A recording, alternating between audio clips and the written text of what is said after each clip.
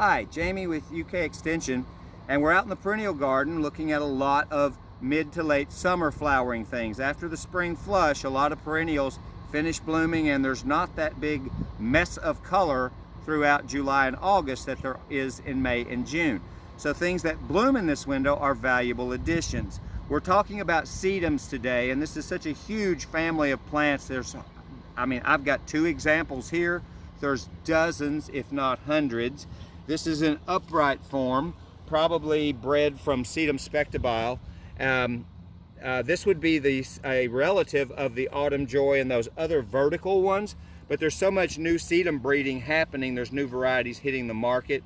This one is fairly compact, has deep magenta red flowers. It's called Mr. Goodbud. It's been around for a while. We've had some damage on the foliage here. Here's one that's a little bit cleaner.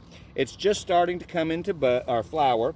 You can see here some of the deeper color. This will be the color of the actual whole bloom once it gets going, but just starting to open up. And I'm sure you've noticed it was hard to miss all this little yellow sedum.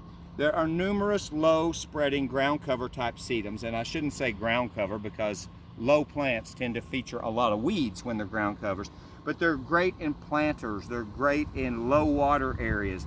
I believe this is Sedum acre. It may be sexangulaire or one of those other species, but lots of yellow flowers. They tend to flower a lot in summer. There are some spring flowering species as well. They all have different foliages. They're all succulents, so they can take extremely dry periods in stride. And most of the flowers are loved by bees and butterflies and other pollinators, which of course we need to support in every way we can right now. So don't just look at these varieties, look at all sedum varieties. I have whole planters comprised of just sedum, and I leave them out year after year. I never replant them, and they always look great.